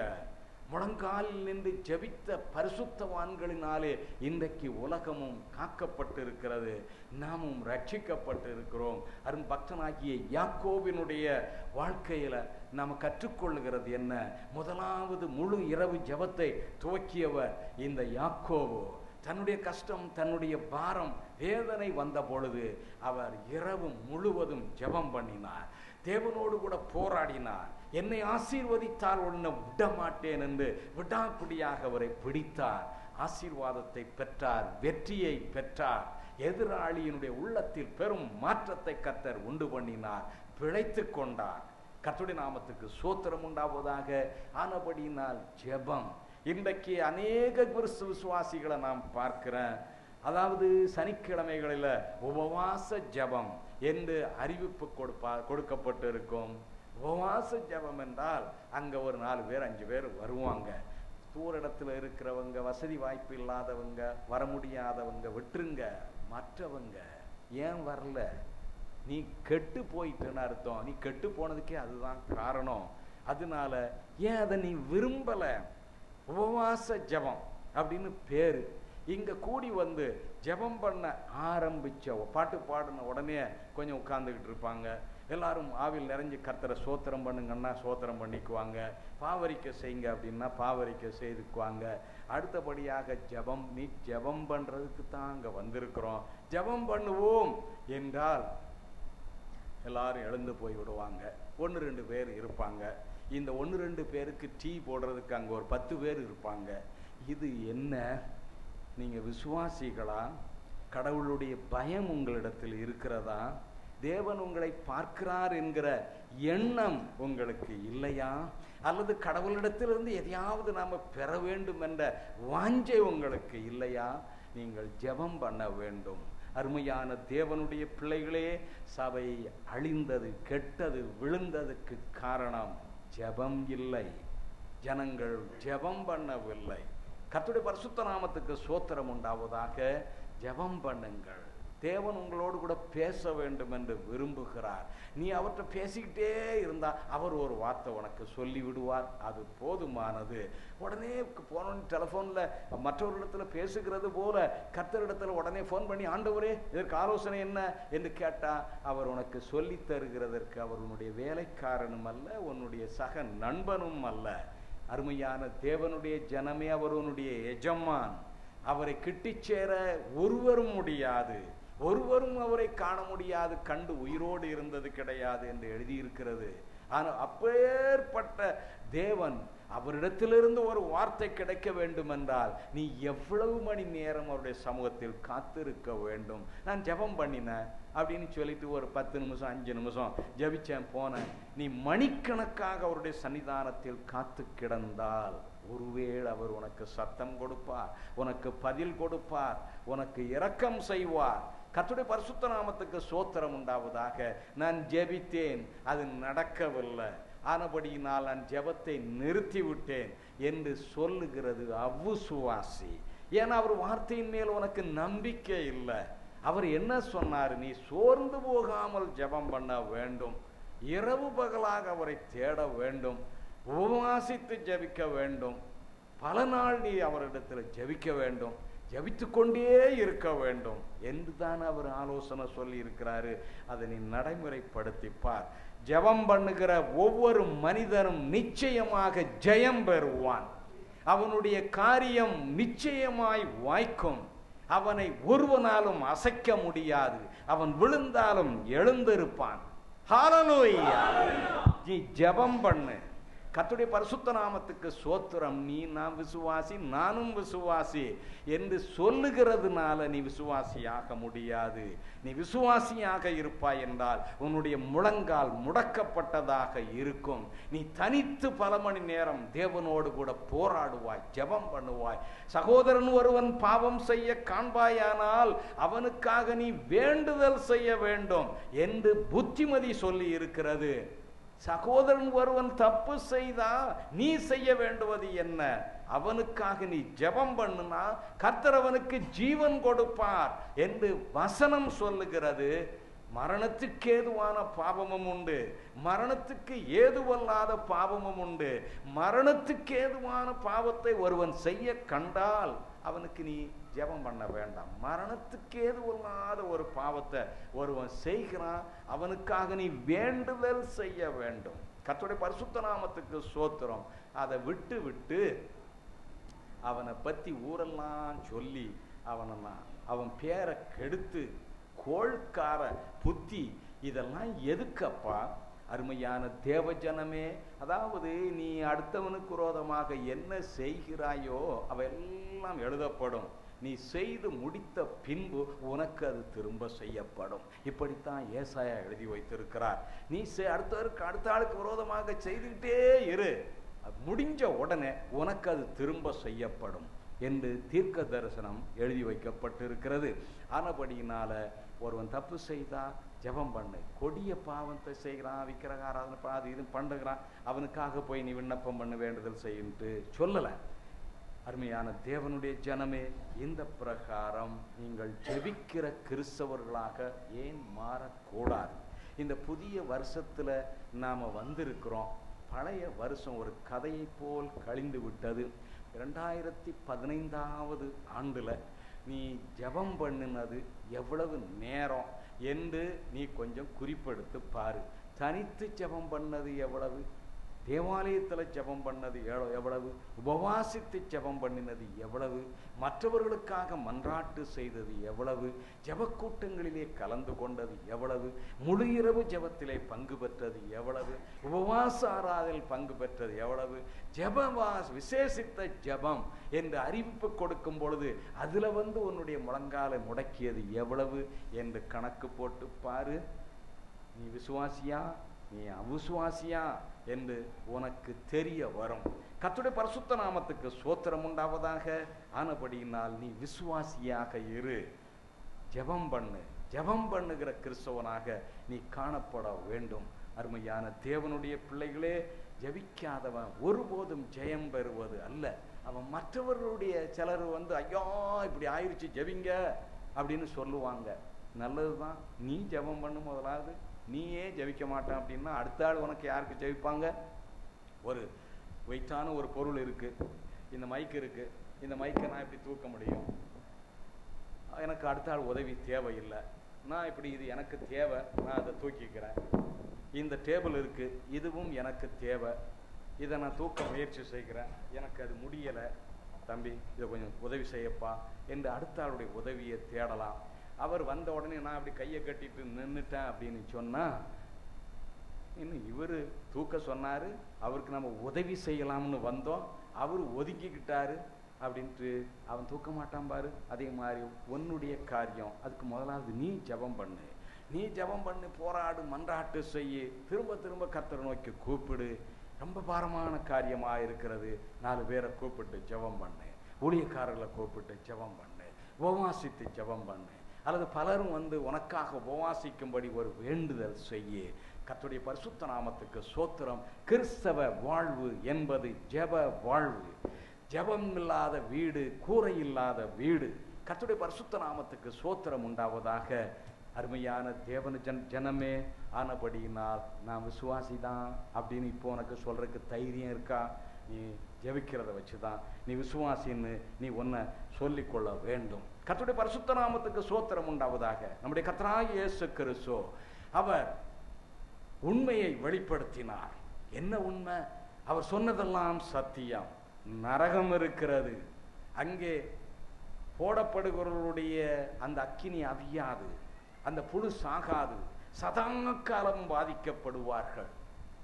நரகம் இருக்கிறது என்று நம்முடைய கர்த்தராகிய இயேசு கிறிஸ்து சொல்லி இருக்கிறார். அதை நான் விசுவாசிக்கிறியா? நீ விசுவாசியா? இயேசு சொன்னதை விசுவாசிக்க முடியுதா? நான் விசுவாசிக்கிறேன், நரகம் இருக்கு அப்படின்ட்டு உனக்கு விசுவாசம் இருக்கா? இயேசு சொன்னதுனால விசுவாசம். நம்ம போய் பார்க்கல, ஆனா பார்க்காதத இயேசு சொல்லி இருக்கிறாரு, அதனால நான் நம்புகிறேன் என்று அந்த நம்பிக்கை உனக்கு இருக்குமானால் அங்க போகிறதுக்கு நீ பயப்பட வேண்டாமா? அங்க யார் போவா? பேய் போகும், பேயோடு கூட சேர்ந்தவர்கள் போவார்கள். அருமையான தேவனுடைய பிள்ளைகளே, பேய் போகும், அந்த பேயோடு கூட சேர்ந்தவர்கள் போவார்கள். பேயோடு கூடயே வாழ்கிறைய பேத்தான்தான் பாவம், பொய், புரட்டு, அசுத்தம், அருவருப்பு, தகாத காரியங்கள், கீழ்த்தரமான காரியங்கள், வஞ்சகங்கள் எல்லாம் அவன் செய்கிற கிரியைகளெல்லாம் செய்துட்டு நான் விசுவாசி, நான் தேவனுடைய பிள்ளை என்று சொல்வது அர்த்தமற்றது. கர்த்தருடைய பரிசுத்த நாமத்துக்கு ஸ்தோத்திரம் உண்டாவதாக. நரகம் இருக்கிறது, அதுக்கு பயப்படு, பாவத்தை விட்டு வேறுபடு. பாவத்தோடு வாழ்ந்து கொண்டு நரகம் என்ன ஒன்றும் பண்ணாது அப்படின்னு சொல்லி நீ எண்ணுவது தவறான காரியம். கர்த்தருடைய பரிசுத்த நாமத்துக்கு ஸ்தோத்திரம் உண்டாவதாக. பாவம் நகழ்ந்து விட்டது, அதை சரி செய்ய. பாவம் பெருகின இடத்திலே கிருபை பெருகிட்டு, அதுக்காக பாவம் செய்யலாமா? கூடாதே என்று தானே வசனம் சொல்லுகிறது. அதனால இனி இந்த பாவ வாழ்வு வேண்டாம். நரகத்தை குறித்ததான ஒரு அச்சம் நமக்கு இருக்க வேண்டும். எந்த சமயத்திலும் தான் நீ செத்து போவிய? யாரு எந்த சமயத்தை உயிரோடு இருப்பேன் என்று சொல்வதற்கு நமக்கு இப்ப தைரியம் இருக்கா? எந்த சமயத்தில் எதுவும் சம்பவிக்க முடியும். பிறக்க ஒரு காலம் உண்டு, இறக்க ஒரு காலம் உண்டு. நம்ம பிறந்தாச்சு, வாழ்கிறோம், என்றைக்கு சாவோம் என்று நமக்கு இப்ப தெரியல. திடீரென்று அது நிகழ்ந்து விட முடியும். செத்தா பரலோகமா நரகமா அப்படிங்கிற ஒரு கேள்வியை நீ கேட்டு பார்க்க வேண்டுவது அவசியம் அல்லவா? நான் செத்து போயிட்டான் நரகத்திலாம் போய் சேர்ந்து விடுவேன், அப்படி சேரக்கூடாதே. நான் கிறிஸ்துவுக்குள்ளாக இருக்க வேண்டும், நான் கிறிஸ்துவுக்குள்ளாக என்னுடைய வாழ்க்கையை நடத்த வேண்டும், நான் தேவனுக்கு பயந்து ஜீவிக்க வேண்டும் என்று பாவத்திற்கு பயப்படு, பாவம் செய்ய பயப்படு. நரகம் இருக்கிறது, அங்க போய்விடக்கூடாது என்று நீ பயத்தோடு கூட ஜீவனம் பண்ணினா நீ ஒரு விசுவாசி. இப்படி பயம் இல்லாட்ட நீ வீழ்ச்சி அடைந்த கீழ்க்கு விழுந்து போன ஒரு விசுவாசி. நீ எழுந்து மறுபடியும் நிற்க வேண்டும். ரட்சத்தின் சந்தோஷத்தை திரும்பவும் எனக்கு தர வேண்டும் என்று தாவீது ராஜா கேட்டுக்கொண்டது போல திரும்பவும் நான் எழுந்து நிற்க வேண்டும் என்று நீ விரும்பி கர்த்தருக்கு பயப்பட்டு பாவத்தை விட்டு வேறுபடு. கர்த்தருடைய பரிசுத்த நாமத்துக்கு ஸ்தோத்திரம் உண்டாவதாக. அடுத்து இயேசு என்ன சொன்னாரு? பரலோகம் என்று இருக்கிறது, என்னிடத்தில் உங்கள் இருதயம் கலங்காதிருப்பதாக, என்னிடத்தில் விசுவாசமாயிருங்கள், பிதாவினிடத்தில் விசுவாசமாக இருங்கள், நான் உங்களுக்காக ஒரு சரத்தை ஆயத்தம் பண்ண போகிறேன், நான் ஆயத்தம் பண்ணின பின்பு உங்களை கொண்டு போய் அங்கே போய் சேர்ப்பேன் என்று சொல்லி இருக்கிறார் பாருங்கள். இதை நீ நம்ப வேண்டுமா? நம்புறது இல்லையா? இது மேல உனக்கு நம்பிக்கை கிடையாதா? இது இயேசு கிறிஸ்துவினுடைய வார்த்தையின் மேல் உனக்கு நம்பிக்கை உண்டா? இது நீ ஒரு காலம் வாசித்தது இல்லையா? யோவான் எழுதின சுவிசேஷம் 14வது அதிகாரம் 1-2 வாக்கியங்களை வாசிக்கலாம். யோவான் எழுதின சுவிசேஷம் 14வது அதிகாரம் 1-2. உங்கள் இருதயம் கலங்காதிருப்பதாக, தேவனிடத்தில் விசுவாசமாக இருங்கள், என்னிடத்திலும் விசுவாசமாக இருங்கள். என் பிதாவின் வீட்டில் அநேக வாசஸ்தலங்கள் உண்டு. அது இல்லாதிருந்தால் உங்களுக்கு நான் சொல்லி இருப்பேன். ஒரு ஸ்தலத்தை உங்களுக்காக ஆயத்தம் பண்ண போகிறேன். என் பிதாவின் வீட்டில் அநேக வாசஸ்தலங்கள் உண்டு. அப்படி இல்லைன்னா நான் உங்களுக்கு சொல்லி இருப்பேன். அங்கு உண்டு, உங்களுக்காக ஒரு ஸ்தலத்தை நான் ஆயத்தம் பண்ண போகிறேன் என்று இயேசு கிறிஸ்து பரலோகத்தை குறித்து அவர் வெளிப்படுத்தி இருக்கிறார். பரலோகத்தில் இருக்கிற எங்கள் பிதாவே என்று கூப்பிட்டு ஜெபிக்கும்படி கற்றுக் கொடுத்து இருக்கிறார். இந்த பரலோகம் இருக்குன்னு உனக்கு நம்பிக்கை இருக்கா? இன்னைக்கு விஞ்ஞானிகள் சொல்லுகிற காரியம் அல்ல. விஞ்ஞானத்தின் மேல் நம்பிக்கை வைக்கலாம். அவன் விஞ்ஞானத்திற்குரிய காரியங்களை தான் அவன் சொல்ல முடியுமே தவிர ஆவிக்குரிய காரியங்களை, தெய்வத்திற்கு அடுத்த காரியங்களை அவரால் சொல்ல முடியாது. இப்போ இயேசு பரலோகம் இருக்கிறது என்று திட்டமாக சொல்லி இருக்கிறாரு. இந்த நம்பிக்கை உனக்கு இருக்கா அருமையான சகோதரனே, அருமையான சகோதரியே? பரலோகம் இருக்குன்னு உனக்கு நம்பிக்கை இருக்கா? அந்த நம்பிக்கை இருக்குமானால் உன்னுடைய முயற்சி எங்க? உன்னுடைய வாஞ்சை எங்க? அதற்காக நீ செய்கிற கிரியை எங்க? கர்த்தருடைய நாமத்துக்கு ஸ்தோத்திரம். எங்க நீ எந்த நல்ல காரியம் செய்தாலும் அதனுடைய பிரதிபலனை அங்கே பெற்றுக்கொள்ள முடியும். என் நாமத்து நிமித்தம் வருகிற ஒருவனுக்கு ஒரு கலசம் தண்ணீரை கொடுத்தாலும் அதனுடைய பலனை அடையாமல் போக மாட்டான் என்று இயேசு சொன்னார். இம்மையிலேயே அந்த பலன் கிடைக்கலாம், அல்லது வரப்போகிற உலகத்தில் கிடைக்கலாம். அதனால இந்த நம்பிக்கை உனக்கு இருக்கும் என்றால் நல்ல காரியங்களை செய்ய, தொடர்ந்து செய்து கொண்டே இரு. ஊழியம் செய்கிற மனிதன் தொடர்ந்து ஊழியத்தை செய்ய, ஜபிக்கிற மனிதன் தொடர்ந்து ஜபம் பண்ணு, பணிவிடை செய்கிற மனிதன் தொடர்ந்து பணிவிடை செய்ய, தேவனுக்கு ஆராதனை செய்கிற மனிதன் தொடர்ந்து ஆராதனை செய்ய, இறங்குகிற மனிதன் தொடர்ந்து இறங்கு, நல்ல காரியங்களை பண்ணுகிறவன் தொடர்ந்து நல்ல காரியங்களை பண்ணு. இதற்குரிய பலன் அங்கே உண்டு. ஹல்லேலூயா! இதை நீ நம்பணும். அப்பதான் நீ ஒரு விசுவாசி. இந்த நம்பிக்கை உனக்கு இல்லை, நீ நல்ல காரியம் பண்ணலையே, கெட்ட காரியம் எல்லாம் பண்ணுகிற, நீ பணிவிடை செய்யலையே, கெடுக்கிறவனாக இருக்கிற. கர்த்தருடைய நாமத்துக்கு ஸ்தோத்திரம். இங்கே பூலோகத்திலே இவைகளை கட்டுகிறாய், அது பரலோகத்திலே கட்டப்படும்.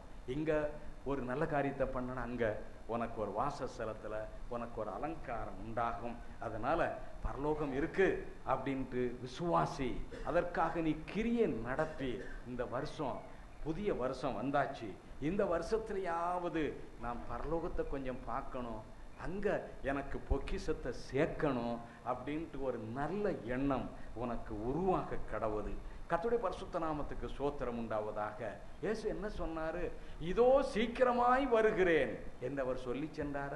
இதோ சீக்கிரமாய் வருகிறேன். இதை ஏற்றுக்கொள்ள முடியுதா உன்னால? ஆமா, அவர் வருவோம்னு சொன்னாரு, வருவோம்னு சொன்னாரு, வருவோம்னு சொன்னார், சொல்லிக்கிட்டே இருந்தாரு. அவர் எங்க வந்தாரு அப்படின்னு சொல்லி பலத்தில் உள்ள பரியாசக்காரர்கள் பேசுகிறாங்க, கேட்கிறாங்க, கிண்டல் பண்ணுகிறாங்க. ஆனா நாம யாரு? நாம விசுவாசி. விசுவாசி. இதோ சீக்கிரமாய் வருகிறேன், அவனவனுடைய கிரிகளின்படி அவனவனுக்கு நான் அளிக்கும் பலன் என்னோட கூட வருகிறது என்று இயேசு சொன்னார். இது எழுதப்பட்டு வைத்திருக்கிறது. இது உண்மையும் சத்தியமான வசனம் என்று இதை குறித்து குறிப்பிடப்பட்டு இருக்கிறது. அதனால அவர் வருவார். எப்படி வருவாரு? இதோ திருடனை போல வருவேன். எந்த சமயத்துல திருடன் வருவான் அப்படின்னு தெரியாது தானே. அதனால நீ விழிப்பாக இருக்க வேண்டும், எப்போதும் ஆயத்தமாக இருக்க வேண்டும். இயேசு எந்த சமயத்திலும் வந்து விடுவார். நீ விசுவாசின்னா எப்போதும் ஆயத்தமாக இருக்கணும் அப்படிங்கிற புத்தி உனக்கு இருக்கும். அதான் அவர் வருவார். அவர் இனி ஒரு அவிசுவாசியா இருக்காத, விசுவாசியாக இரு. கர்த்தருடைய பரிசுத்த நாமத்துக்கு ஸ்தோத்திரம் உண்டாவதாக. அவர் வருவேன் என்று சொன்னாரே, அவர் வருவார். அதுதான் விசுவாசம். அவர் மேல் நம்பிக்கையாக காத்துக்கொண்டே கிடப்பது, காத்துக்கொண்டே கிடப்பது. அவர் வருவார். தமக்காக காத்திருக்கிறவர்களுக்கு ரட்சிப்பை அருளும்படி அவர் வருகிறார். அவருக்காக காத்துக்கிட்டே கிடக்கிறோம்னா அவனை எடுத்துட்டு போறதுக்கு அவர் வர்றார். நீ அவருக்காக ஆயத்தப்படல, அவருக்காக காத்து கிடக்கல என்றால், அருமையான தேவஜனமே, இனிமேலாவது நாம விசுவாசிகளாக மாறுவோம். இந்த புதிய வருஷத்துல நம்ம மாற்றுவோம், நம்முடைய வாழ்க்கையை மாற்றி அமைப்போம். நாம ஒரு தீர்மானம் செய்யலாம், விசுவாசத்தில் வாழவும், வாழ்வின் அனைத்து அம்சங்களிலும் தேவன் மேல் நம்பிக்கை கொள்ளவும் தீர்மானம் செய்கிறேன். இயேசுவின் மேல் விசுவாசம். அவர் சொன்னதெல்லாம் சத்தியம். அவர் நிச்சயமாக தம் சொன்னுடைய வார்த்தையின்படி அவர் செய்வார். அவரையே நான் சார்ந்து ஜீவிப்பேன். இயேசு எனக்கு போதும், எல்லா சமயத்திலும் இயேசு எனக்கு போதும். அவர் என்னை கொன்று போட்டாலும் அவர் மேல் நான் நம்பிக்கையாக இருப்பேன். கர்த்தருடைய நாமத்துக்கு ஸ்தோத்திரம். நான் நல்ல சாப்பாடு கிடைத்தது, நல்ல வஸ்திரம் கிடைத்தது, நல்ல வாழ்வு கிடைத்தது, அதனால நான் அவர் மேல் நம்பிக்கையாக இருக்கிறேன். இதுவா விசுவாசம்? கர்த்தருடைய நாமத்துக்கு ஸ்தோத்திரம் உண்டாவதாக. யோபு பக்தன் சொன்னான், என்னை கொன்று போட்டாலும் அவர் மேல் நான் நம்பிக்கையாக இருப்பேன் என்று. கர்த்தருடைய பரிசுத்த நாம் வாழ்ந்த வாழ்விலும் வாழ்ந்தாலும் சரி, தாழ்ந்தாலும் சரி, நன்றாக பலமாக இருந்தாலும் சரி, பலவீனமாக இருந்தாலும் சரி, சுகமாக இருந்தாலும் சரி, சுகமில்லாமல் இருந்தாலும் சரி, நல்ல மேன்மையாக இருந்தாலும் சரி, தாழ்மையாக இருந்தாலும் சரி, என்ன இருந்தாலும் இயேசு இயேசு அவர் மேல விசுவாசமாக இருக்கிற மனிதன் பாக்கியவான். நீ அப்படிப்பட்ட ஒரு விசுவாசியாக நான் இருப்பேன் என்று நீ தீர்மானம் எடுக்க வேண்டும். கர்த்தருடைய பரிசுத்த நாமத்துக்கு ஸ்தோத்திரம். விசுவாசம் அப்படின்னா அது அருமையான விசுவாசம், அது பரிசுத்தமான விசுவாசம் என்று எழுதியிருக்கிறது. இது விலையேற பெற்ற விசுவாசம். அதனால பொன்னை போல அது புடமிடுகிறதற்கு உன்னுடைய விசுவாசம் உன்கிட்ட எப்படி இருக்கு அப்படின்னு, எவ்வளவுதான் வச்சிருக்கிற அப்படின்னு பார்த்துடலாம என்று சாத்தானும் அதை சோதிக்க பார்க்கிறான். இறைவனும் அனுமதி கொடுக்கிறார். கர்த்தருடைய பரிசுத்த நாமத்துக்கு ஸ்தோத்திரம். நீ விசுவாசியாகவே இருக்க வேண்டும். சில ஆண்டுகளுக்கு முன்பதாக கர்த்தர் எனக்கு சொன்னார், பேசினார். அதாவது அடித்து துவைத்து கசக்கி பிழிந்து காய போட்டு வெயில்ல போட்டு அயன் பண்ணுகிறாங்க ட்ரெஸ்ஸை. அந்த ட்ரெஸ்ஸை கிழிச்சு போட அல்ல, அழித்து போட அல்ல, அதை தனக்கு ஏற்க பயன்படுத்தும்படியாக என்று கர்த்தர் சொன்னார். கர்த்தருடைய பரிசுத்த நாமத்துக்கு ஸ்தோத்திரம் உண்டாவதாக. அருமையான தேவனுடைய பிள்ளைகளே, அடித்து கசக்கி பிழிந்து துவைத்து உடைத்து காய வெயில்ல போட்டு அதுக்கப்புறம் அயன் பண்ணி அவருக்கு ஒரு நல்ல சட்டையாக போட வேண்டும் என்று கர்த்தர் விரும்புகிறார். உன்னுடைய விசுவாசம் சோதிக்கப்படும். யாரை விட்டு வச்சாரு கர்த்தர்? எல்லா பக்தருடைய விசுவாசத்தையும் கர்த்தர் சோதித்து பார்க்கிறார். அந்த சோதனையில் அவன் நின்றுறான், அவனை உயர்த்துகிறார். சோதனையில் அவன் காணாமல் போய் விடுகிறான், காணாமலேயே போய் விடுகிறான். அருமையான தேவஜனமே, ஆனபடியினால் எந்த நிலை வந்தாலும், யார் எப்படி பேசினாலும், எந்த மாற்றங்கள் வந்தாலும், என்ன நடந்தாலும் சரிதான், இயேசு அவரை நான் பிடித்து கொண்டே இருப்பேன். ஹல்லேலூயா! அவர் மேல் பற்றுதலாக நீ காணப்பட வேண்டும். கர்த்தருடைய பரிசுத்த நாமத்துக்கு ஸ்தோத்திரம். இப்படி ஒரு நல்ல தீர்மானம் எடுத்து உன்னுடைய வாழ்க்கையை நீ புதுப்பித்து கொள்ள வேண்டிய சமயமாக இருக்கிறது. நீ புதுப்பிக்க வேண்டிய காலம் வந்து விட்டது. இனிமேலும் அப்படி இருந்து விடுவேன் என்று எண்ணாதே. அருமையான தேவஜனமே, கர்த்தர் எவ்வளவேனும் பொய்யுரையாதவர். அவர் தாம் சொன்னதை நிச்சயமாக செய்கிறவராக இருக்கிறார். ஆனபடியினால் அவருக்கு பயப்படு, அவருக்கு பயந்து நீ இழந்து போன சந்தோஷத்தை திரும்பவும் பெற்றுக்கொள்ளும்படியாக நீ முயற்சி எடுக்க வேண்டும். கர்த்தருடைய பரிசுத்த நாமத்துக்கு ஸ்தோத்திரம் உண்டாவதாக.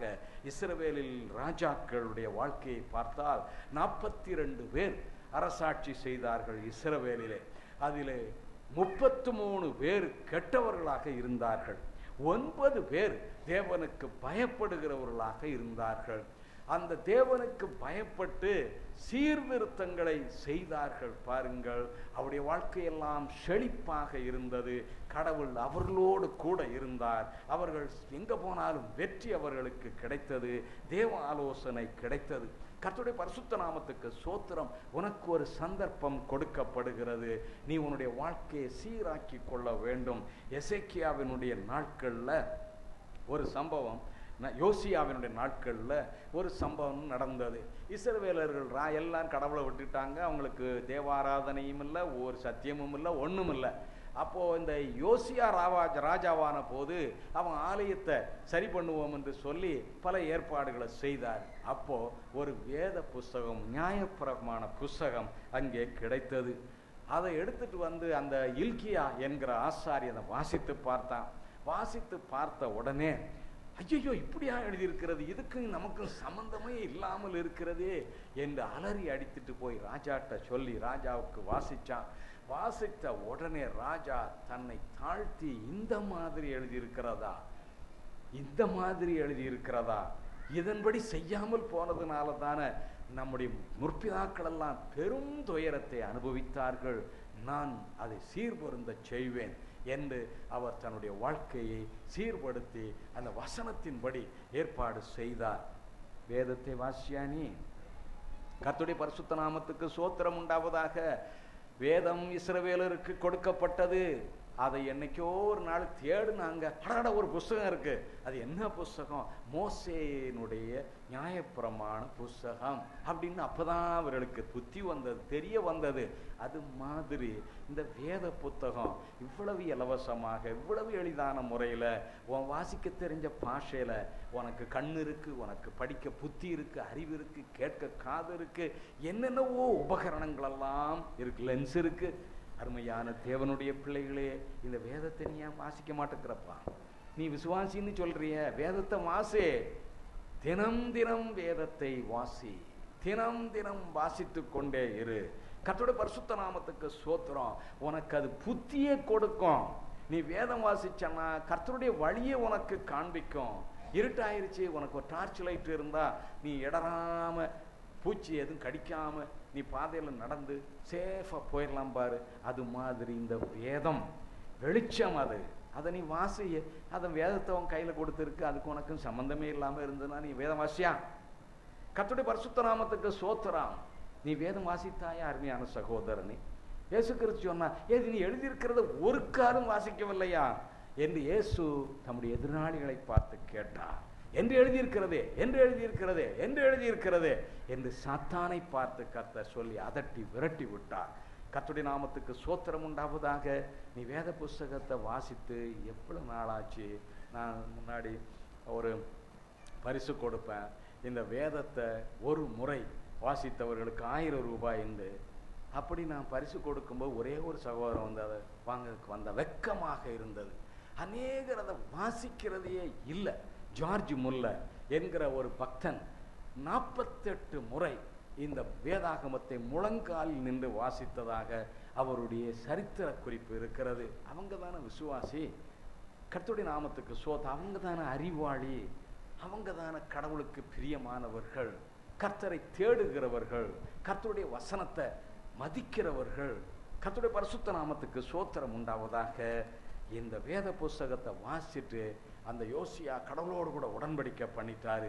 நாங்கள்லாம் ஒழுங்கா இருப்போம் ஐயா என்று அவர் உடன்படிக்கை பண்ணி கொண்டார்கள். கர்த்தருடைய நாமத்துக்கு ஸ்தோத்திரம் உண்டாவதாக. அருமையான தேவனுடைய பிள்ளைகளே, இந்த மாதிரி கடவுளை தேடுகிறவர்கள், கடவுளை நாடுகிறவர்கள், இந்த ராஜாக்கள் எல்லாம் செழிப்பாக இருந்தார்கள். 9 பேர் தான், மற்ற 33 பேர் கெட்டவர்களாக தான் இருந்தாங்க.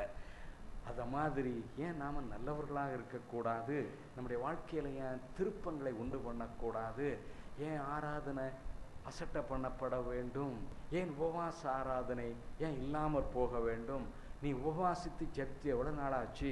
கர்த்தருடைய நாமத்துக்கு ஸ்தோத்திரம். அந்தி சந்தி மத்தியான வேளை ஜெபங்கள் நியமிக்கப்பட்டு இருக்கிறத அதையெல்லாம் மறுபடியும் ஏன் புதுப்பிச்சு அந்த வாழ்க்கைக்கு ஏன் வரக்கூடாது? 1 மணி நேரமாவது விழித்திருந்து ஜெபிக்க கூடாதா? ஏன் அதை செய்யக்கூடாது? கர்த்தருடைய பரிசுத்த நாமத்துக்கு ஸ்தோத்திரம் உண்டாவதாக. அருமையான தேவனுடைய பிள்ளைகளே, இப்படி யோசபாத் என்கிற ராஜா அவன் இந்த வேதத்தை படிச்சுட்டு அவருக்கு ரொம்ப உணர்வு உண்டாகி உடனே பண்டிகையை ஆசரிச்சாரு, உடனே பலிகளை செலுத்தினாரு, உடனே பல காரியங்களை செய்தாரு. இந்த வேத புஸ்தகத்தை எடுத்துட்டு ஊர் ஊரா தன்னுடைய சேவகர்களை அனுப்பி ஜனங்களுக்கு அறிவிக்க ஏற்பாடு செய்தாரு. ஏன் நீங்க சுவிசேஷ வேலை செய்யக்கூடாது? செய்ய வேண்டிய வேலையை செய்யாததுனால செய்யத்தகாததை செய்துகிட்டே இருக்கிற அருமையான தேவ ஜனமே, மாற்றம் வேண்டும். உன்னுடைய வாழ்க்கையில் மாற்றம் வேண்டும். நீ சரியான விசுவாசியாக மாற வேண்டும். நீ எழுந்து நிற்க வேண்டும். கர்த்தருடைய பரிசுத்த நாமத்துக்கு ஸ்தோத்திரம் உண்டாவதாக. இல்லாவிட்டால் பேராபத்து உனக்கு காத்திருக்கிறது என்பதை நான் உங்களுக்கு அறிவிக்கிறேன். நம்முடைய கர்த்தராகிய இயேசு கிறிஸ்து முன் அறிவித்திருக்கிறார். எப்படி அறிவித்தார் பாருங்க. மத்தேயு எழுதின சுவிசேஷம் 24வது அதிகாரம் 21வது வாக்கியத்தை வாசிக்கலாம். ஏனெனில் உலகம் உண்டானது முதல் இதுவரைக்கும் சம்பவித்திராததும், உலகம் உண்டானது முதல் இதுவரை சம்பவித்திராததும், இனிமேலும் சம்பவியாததுமான மிகுந்த உபத்திரவம் அப்பொழுது உண்டாயிருக்கும். மிகுந்த உபத்திரவம் உண்டாயிருக்கும். வாசிங்க. அந்நாட்கள் குறைக்கப்படாதிருந்தால் ஒருவனாகிலும் தப்பி போவதில்லை. நாட்கள் குறைக்கப்படாதிருந்தால் ஒருவனும் தப்பி போவதில்லை. தெரிந்து கொள்ளப்பட்டவர்களின் நிமித்தமோ அந்த நாட்கள் குறைக்கப்படும். அந்த நாட்கள் தெரிந்து கொள்ளப்பட்டவர்களுக்காக அந்த நாட்கள் குறைக்கப்படும். 19வது வாசி. அந்நாட்களிலே கற்பவதிகளுக்கும் பால் கொடுக்கிறவர்களுக்கும் ஐயோ, நீங்கள் ஓடிப்போவது மாரி காலத்திலாவது ஓய்வு நாளிலாவது சம்பவியாதபடிக்கு வேண்டிக் கொள்ளுங்கள். சம்பவியாதபடிக்கு வேண்டிக் கொள். கர்த்தருடைய நாமத்துக்கு ஸ்தோத்திரம். கர்த்தர் சொன்னார், அது நிச்சயம் நிறைவேறும் தானே. ஒரு பெரிய மிகுந்த உபத்திரம் அப்பொழுது உண்டாயிருக்கும். கர்த்தருடைய பரிசுத்த நாமத்துக்கு ஸ்தோத்திரம். எப்போ வரப்போகுது? அது வரும்போது பார்த்துக்கலாம். அருமையான தேவ ஜனமே, இப்போ சமீபத்தில் பெரிய வெள்ள சேதம் உண்டானது. 100 வருஷத்துக்கு முன்னாடி இப்படி மழை பெய்ததான். இப்போ அந்த மாதிரி மழை பெய்து பெரிய ஆபத்து இந்த சென்னை பட்டணத்திற்கு வந்தது. இதுக்கு பேர் என்ன தெரியுமா? பேரிடர். பேரிடர் அப்படின்ட்டு நீங்க பேப்பர்ல படிச்சிருப்பீங்க, நியூஸ்ல கேட்பீங்க. பேரிடர் மீட்பு குழு. பேரிடர் அப்படின்னா என்ன? நான் ஊழியர்கள்ட்ட ஜெப சமயத்தில் கேட்டேன். உடனே ஒருவருக்கும் பதில் சொல்ல முடியல. பேரிடர் அப்படின்னா என்ன? பேரிடர் அப்படின்ட்டு இப்போ இந்த வெள்ளம் வந்த அப்புறம் அந்த செய்தி அடிக்கடி நீங்க படிச்சிருப்பீங்க. டிசாஸ்டர், பேரழிவு, பேரிடர், பெரும் இடர். கர்த்தருடைய நாமத்துக்கு ஸ்தோத்திரம். இப்போ இந்த வெள்ளம் நடந்தது ஒரு பேரிடர், ஒரு டிசாஸ்டர், ஒரு பேரழிவு. இதனால எவ்வளவு பெரிய பாதிப்பு வந்தது. கர்த்தருடைய பரிசுத்த நாமத்துக்கு ஸ்தோத்திரம் உண்டாவதாக. ஒரு டாக்டர் ஒருவர் இப்படி சொன்னார். அவரிடத்தில் ஒரு நிருபர் கேட்டார், இந்த பேரிடர் வருவதற்கு காரணம் என்ன என்று கேட்டபொழுது அவர் இப்படி பதில் சொன்னார், மக்கள் நம்பிக்கை வைத்திருப்பது. மக்கள் வைத்திருக்கிற நம்பிக்கையினால. அது என்னையா மக்கள் வைத்திருக்கிற நம்பிக்கை? இது ஆறு ஓடக்கூடிய இடம். இந்த ஆற்றின் குறுக்கே போய் வீட்டை கட்டுவது, கட்டிவிட்டு ஒரு நம்பிக்கை, அதெல்லாம் ஒன்றும் வராது, கடவுள் நம்மை காப்பார் என்று இந்த நம்பிக்கையினால தான் இந்த பேரழிவு வந்தது என்று அந்த டாக்டர் சொன்னார். கர்த்தருடைய நாமத்துக்கு ஸ்தோத்திரம் உண்டாவதாக. அதாவது இஷ்டம் போல வாழ்ந்து கொண்டு கடவுள் மேல ஒரு நம்பிக்கை பொய்த்து போகும். அருமையான தேவஜனமே, ஒரு பேரழிவு, மிகுந்த உபத்திரம் வரப்போகிறது என்று முன் அறிவிக்கப்பட்டு இருக்கிறது. நீ முன்கூட்டியே ஜெபம் பண்ணிட வேண்டும். ஆண்டவரே, அந்த உபத்திரத்தில் நான் சிக்கி அழிந்து போகக்கூடாது, அந்த சோதனையில நான் மாண்டு போகக்கூடாது. இந்த மாதிரி அந்த கஷ்ட காலம் வரும் பொழுது அது பிரசவ காலமாகவோ மாரிக்காலமாகவோ இருக்கக்கூடாது என்று நீ ஏற்கனவே கர்த்தரை வேண்டிக் கொண்டு இருக்க வேண்டும். கர்த்தருடைய பரிசுத்த நாமத்துக்கு ஸ்தோத்திரம்.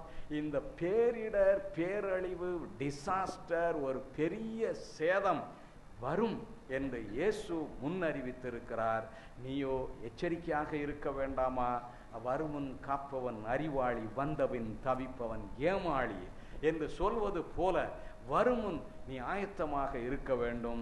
பர்த்தனாகிய பேதுரு ஒரு பெரிய எச்சரிப்பை கொடுத்திருக்கிறார் பாருங்கள். அதெல்லாம் கொஞ்சம் கவனித்து பார்த்து நம்ம கொஞ்சம் ஆயத்தமாக்கி விட வேண்டுவது அவசியம் அல்லவா? 2 பேதுருவின் புஸ்தகம் 3வது அதிகாரம் 10வது வாக்கியத்தை வாசிக்கலாம். 10லிருந்து வாசிங்க. கர்த்தருடைய நாள் இரவிலே திருடன் வருகிற விதமாய் வரும். வானங்கள் மடமடவென்று அகன்று போகும், பூதங்கள் வெந்து உருகி போகும், பூமியும் அதில் உள்ள கிரியைகளும் எரிந்து அழிந்து போகும். இப்படி இவைகளெல்லாம் அழிந்து போகிறதா இருக்கிறபடியால் நீங்கள் எப்படிப்பட்ட பரிசுத்த நடக்கை, தேவ பக்தி உள்ளவர்களா இருக்க வேண்டும். என்னப்பா, நீங்கள் எப்படிப்பட்ட பரிசுத்த நடக்கை, தேவ பக்தி, எப்படிப்பட்ட பரிசுத்த நடக்கை, எப்படிப்பட்ட தேவ பக்தி உனக்கு இருக்க வேண்டும்? நீ விசுவாசி. கர்த்தருடைய பரிசுத்த நாமத்துக்கு ஸ்தோத்திரம் உண்டாவதாக. இழந்து போன சந்தோஷத்தை மறுபடியும் பெற வேண்டும் என்று வேண்டிக் கொள்ளு. இழந்து போன விசுவாசத்தை மறுபடியும் புதுப்பித்துக் கொள்ள வேண்டும் என்று நீ முயற்சி எடு. இழந்து போன ஜெப ஜீவியத்தை மறுபடியும் ஜெபம் பண்ண வேண்டும் என்கிற தாகம் உனக்கு உண்டாகட்டும். இழந்து போன தேவ பயத்தை மறுபடியும் பயமடைந்து கடவுளுக்கு நான் சேவை செய்ய வேண்டும், கடவுளுக்கு முன்பாக உண்மையாக இருக்க வேண்டும் என்று முயற்சி எடு. கர்த்தருடைய நாமத்துக்கு ஸ்தோத்திரம் உண்டாவதாக. ஊழியக்காரர்கள் ஊழியத்தை தீவிரமாக செயல்படுத்த வேண்டும். முன்பு ஒவ்வொரு வாரமும் குடும்பத்தினரை சந்திக்க அவர்கள் அவரோடு கூட காத்திருந்து ஆசீர்வாதம் பெரிதாய் விளங்கிற்று. நன்மை எவ்வளவாய் வந்தது. காலம் செல்ல செல்ல செல்ல எல்லாம் சீரழிந்து போய்விட்டது. நம்பிக்கை அற்று போய்விட்டது. உலகம் புகுந்து விட்டது. பேராசை, பொருளாசை, இப்படி பலவிதமான ஆசையினால மனிதர்கள் இழுக்கப்பட்டு பின்தங்கி போனார்கள். விசுவாசம் குறைந்து போய்விட்டது. இயேசு வருவார், மனுஷகுமாரன் வரும் பொழுது விசுவாசத்தை காண்பாரோ என்று எழுதியிருக்கிறது போல ஆகி போய்விட்டது. அருமையான தேவஜனமே, இன்னும் உனக்கு சந்தர்ப்பம் கொடுக்கப்படுகிறது. இனிமேல் உள்ள நாட்களிலாவது நான் கர்த்தருக்கு ஏற்ற ஜீவியம் செய்வேன், கர்த்தருக்கு பயந்து ஜீவிப்பேன், அவர் மேல் நம்பிக்கையாக இருப்பேன், அவரை சார்ந்து ஜீவிப்பேன், அவருக்காகவே நான் வாழ்வேன், உலகம் எனக்கு வேண்டாம், இயேசு எனக்கு வேணும் என்று பிடித்து அவரை பின்பற்றி தொடர்ந்து செல்ல கர்த்தர் நமக்கு நல்ல கிருபை தருவாராக. இந்த புதிய ஆண்டில் நாம் புதுப்பிக்கப்பட்டவர்களாக இருந்தது இழந்து போய்விட்டோம். திரும்ப பெற்றுக்கொண்டு புதுப்பிக்கப்பட்டவர்களாக சரியான கிறிஸ்தவம் ஜீவியம் செய்து இயேசு வருவார், அவரோடு கூட சேரணும். அதுக்கு நீங்கள் ஆயத்தப்படுங்க. கர்த்தர் வழியை காட்டுவார். கர்த்தருடைய நாமத்துக்கு ஸ்தோத்திரம் உண்டாவதாக. இந்த வார்த்தைகளையும் கர்த்தர் ஆசீர்வதிப்பாராக. ஆமென். ஹல்லேலூயா, ஹல்லேலூயா, ஹல்லேலூயா.